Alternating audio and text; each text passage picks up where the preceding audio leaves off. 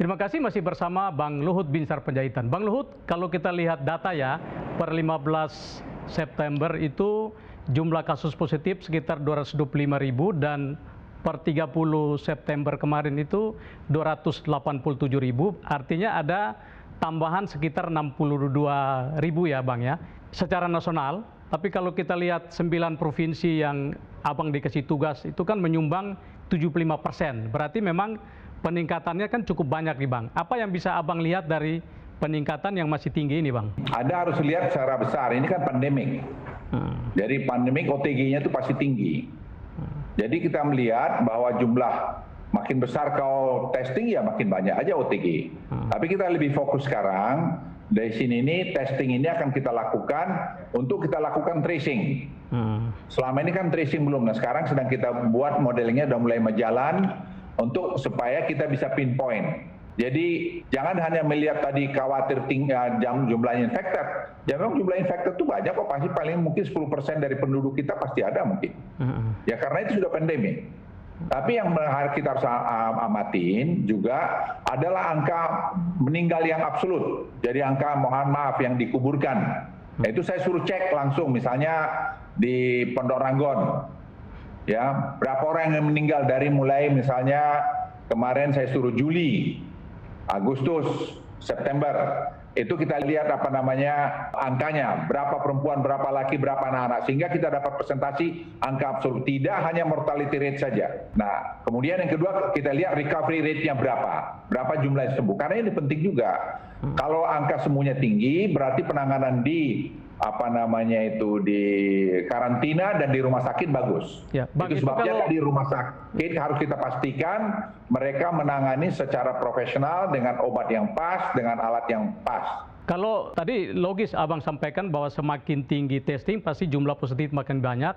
Tapi kalau kita lihat positivity rate kita kan masih sekitar 13-15, masih di atas standar WHO yang 5% Bang. Ini ada target untuk menurunkan sampai 10% atau lebih rendah?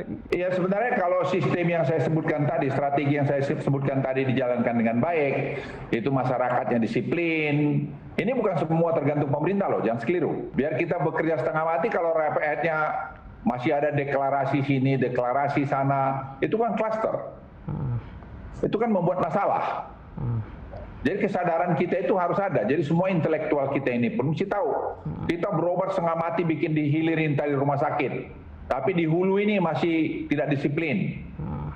Kita mengumpulkan massa. Kita tadi bikin deklarasi ini, deklarasi itu. Ya kita harus berpikir jernih. Nah ini penyebab semua. Jadi tidak bisa hanya semua diserahkan pada pemerintah. Kita semua harus bekerja sama. Apa Abang sudah komunikasi dengan para deklarator? Katakanlah kemarin yang di Jawa Timur kan ada dari kami ya. Mungkin Abang sudah komunikasi dengan Pak Gatot supaya... Enggak perlu. Semua tahu diri lah kan, semua udah pangkatnya tinggi, jabatannya tinggi, mestinya paham bahwa setiap langkahnya dia itu, siapapun dia itu pasti ya punya dampak pada orang lain.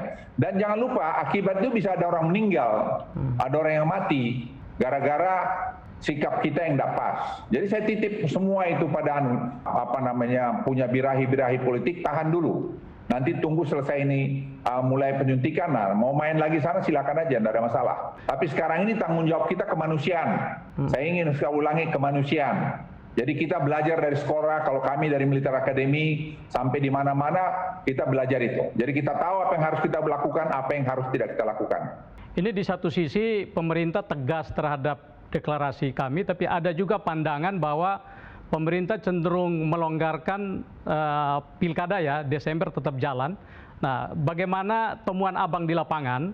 Apakah kalau nanti puncak kita Desember, sementara pilkada tetap dipaksakan, Abang akan rekomendasi ke Pak Presiden ini kemungkinan ditunda pilkada atau tetap jalan aja Bang? Ya gini ya, kalau boleh kita fokus pada ini ya, pada COVID. Tapi saya ingin katakan Manda, kalau tadi pilkada itu pasti kita akan ada aturan yang akan mengurangi, kalau dari kacamata saya. Kalau tidak nanti diberhentikan karena sudah ada persetujuan dengan parlemen. Tapi kalau mungkin nanti mau dihentikan, ya bisa saja dihentikan. Tapi paling tidak akan ada aturan-aturan yang melarang orang kumpul lebih dari jumlah tertentu. Dan tidak ada kampanye di luar, tidak ada pakai musik dan seterusnya. Dan saya kira kalau itu pasti akan dilakukan. Ya. Kalau dari sisi kampanye bisa diatur, Bang. Tapi mungkin pada saat hari hanya, ketika orang harus datang ke TPS, mungkin Abang sudah siapkan skenarionya supaya ketika orang datang ke TPS, protokol kesehatannya harus ketat, Bang. Ya, saya kira nanti KPU akan tahu, KPUD akan bisa menyusun dengan baik, ngatur itu, ada TNI, Polri semua. Kalau kita semua bersepakat, kalau dia tidak ada masalah. Ini yang masalahnya kita ini banyak kadang-kadang yang tak jelas gitu loh. Mengomentari yang tidak dapat data lengkap.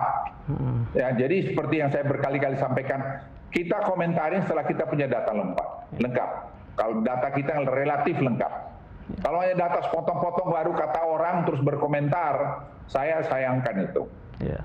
Abang prediksi pemerintah yang terbaru ya, kira-kira puncak corona itu di bulan berapa, Bang? Supaya kita bisa antisipasi dari sekarang, Bang. Ya, dari tadi waktu itu menurut saya kita banyak berprediksi ya. Tapi buat saya sekarang sampai pada kesimpulan, sampai obat ini dapat dan kemudian vaksin dapat, itu baru kita bicara itu. Kalau itu belum dapat, nggak ada satupun yang akan bisa memprediksi. Kenapa? Kelakuan kita sendiri juga. Disiplin kita sendiri juga. Yeah. Kalau Anda bisa bandingkan negara yang betul-betul kencang seperti Singapura atau mungkin Tiongkok, mereka bisa prediksi. Itu kesulitan terbesar apa, Bang? Kalau kita bicara dari sisi hulu ya, yang Abang temukan di tingkat masyarakat sehingga penyebarannya itu masih tetap tinggi, Bang? Ya, kita semua nggak disiplin. Itu aja. Tadi saya bilang tokoh-tokoh aja masih birahi kekuasaannya masih terlalu tinggi, dia lupa gitu loh. Bahwa itu apa yang dilakukan itu punya dampak potensi adanya penularan. Penularan itu dampaknya luar biasa. Nah, kalau disiplin ini kan ada dua pendekatan, Bang. Satu kesadaran internal, yang kedua harus ada sanksi, Bang ya.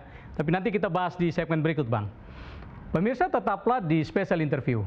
287.000. Nah, bagaimana kesiapan rumah sakit kita ya untuk menampung jumlah pasien yang makin bertambah, Pak? Anda nggak bicara berapa yang sembuh. Jadi jumlah yang sembuh sekarang kalau dia lebih banyak daripada yang kena per hari itu. Anda lihat datanya.